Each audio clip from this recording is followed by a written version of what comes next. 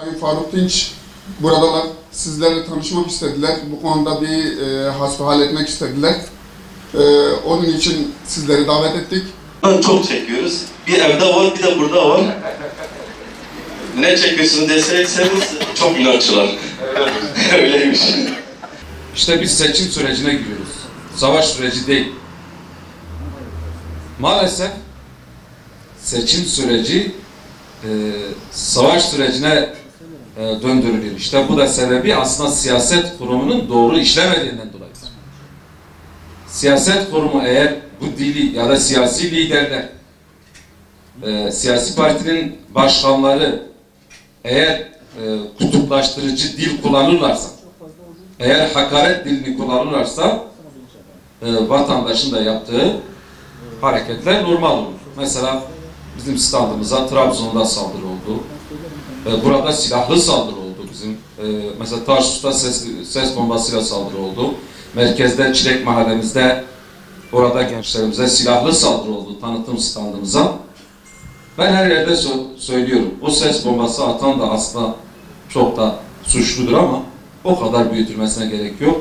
Bize silahla sıkan, o silah tetik çeken genç bile diyorum emin olun onun da çok suçu yok. Asıl suçlular bu siyasi partilerin liderleridir. Eğer onlar bu kutuplaştırıcı dil kullanırlarsa hani bazıları vatan hainlerini arıyorlar ya aslında bunlardır. Bu memleketi ateşe vermedir. Kim kutuplaştırıcı dil kullanıyorsa, insanları ötekileştiriyorsa veya mecliste birkaç sandalye almak için bu dili kullanıyorsa peki bu memlekete ihanet değil midir arkadaşlar? Ve biz her şeyden önce bununla mücadele edeceğiz. Çünkü biz bunu düzeltmezsek hiçbir şey düzelmez. Yani asıl amacımız Mersin'e faydalı olmak. Mersin halkının sorunlarına, sıkıntısına faydalı olmak. Selamünaleyküm. Hayırlı olsun diliyorum. Zorla başarılar diliyorum. Şimdi öncelikle şöyle söyleyeyim. Tanımadığımız arkadaşlar var. Sorundan sonra kendilerini tanıtırlarsa memnun oluruz. Bir de şöyle söyleyeyim. Meclise girdiğinizde inşallah yani Hüdapar adıyla mı devam edeceksiniz? AK Parti adıyla mı devam edeceksiniz? Sosyal medyada Ali Mahir Başarı ve Burhanettin Hocam'ın sizin hakkınızda söylemleri var. Bu söylemler hakkında ne söylemek istersiniz? Maalesef başta aslında giriş yaptığım konuyla alakalı tamamen tezviratlardan oluşan aslı astarı olmayan söylemler. Bizim partimiz 2012'de kurulmuş. Bugün 2023. 11 yıldır partimizin tek bir üyesi hiçbir suçtan yargılanmamıştır. Odri meydan. Hiçbir adli suçtan, hiçbir yüz kızartıcı suçtan tek bir üyemiz yargılanmamış. Sözüm ona Ali Mahir Başarı benim hakkımda söylediği 99'da olmuş bir mesele. Hiç meseleyi bile bilmiyorum. 99'da ben 13 yaşında bir çocuktum.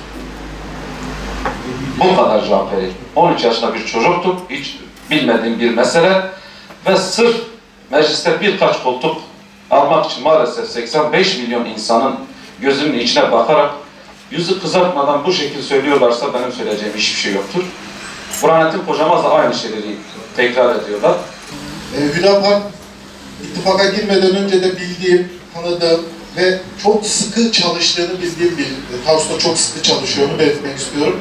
Adana'yı da özellikle belirtmek istiyorum ama en çok dikkatimi çeken, hoşuma giden kısmı bu yorum kısmı. Uyuşturucuyla ilgili yaptıkları eylemler çok hoşumuza gidiyordu, destekliyorduk. Tarsus'ta da yaptılar aynısını. Bu yönden benden her zaman bir şeyim var, sempatim var. Benim sorum da şudur. Kadınlarla ilgili politikanız ne olacak cevaplarsanız bir de sizden duymak isteriz. Teşekkür ediyorum. Evet. Kadınlarla ilgili politikamıza gelince aslında bugün de belki bu süreçte en çok kadınlarla ilgili ciddi polemikler dönüyor. İşte bir İstanbul Sözleşmesi, bir 6284 nolu yasa. Hani burada kadına şiddet hiçbir şekilde kabul edilemez. Yani bizim inancımıza göre zaten biz tarihimize gidersek kadınlar insan mıdır, değil midir tartışması olduğu bir dönemde bizim mensup olduğumuz medeniyetimizin lideri Hazreti Peygamber kadınların ayaklarının altına cenneti seren bir peygamber. Aslında bu hepsine cevap veriyor.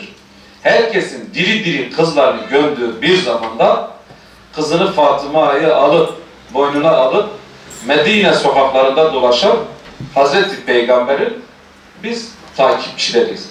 Bu konuda kadınlarla ilgili, mesela biz diyoruz ki kadınlar zorunlu çalıştırılmasın. İlla çalışacak diye bir şey olmasın. Kadınların fıtratına uygun işler verilsin. Yani bugün bir kadını inşaatta bir çalıştırmaz. Naziktir, nazenindir.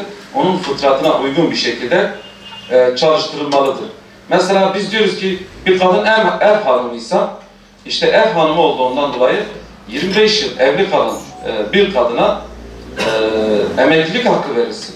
Sonuçta bir tane kadın diyelim ki gönderiyorsunuz, farklı bir kadının evinde onun işini görüyor, çalışıyor, onun çalışınca ona emeklilik veriyorsunuz.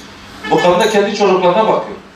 Ve bu aynı zamanda aslında evliliğin, yuvanın muhafazası için de bir gerekçedir. Yani aile kurumunu muhafaza etmek. Biz aile kurumunun muhafazası için fon diyoruz. Diğer tarafta da ailenin ayrılması için fon veriyor. Yani bu kadar net. Aslında biz yapma, inşa etme, imar etmeden yanmayız. Yani kadınlarla ilgili kesinlikle bugün oluşturulan algılarla ilgili biz diyoruz ki kadın siyasi cinsel bir obje ya da ticari bir obje olarak kullanılmamalı. Ve biz buna çok ciddi bir şekilde tepki veriyoruz. Bugün traktör reklamı yapılıyor, kadın kullanılır. Yani bu aslında kadını sömürmektir. Muhabbetike ve zikrike ya zelcelal ve ikram. Allahümme ahyina hayaten dayyibeten bis-sıhhati ve selameti vel afiyeti fid-din ve dünya vel ahire. İnneke ala kulli şeyin kadir.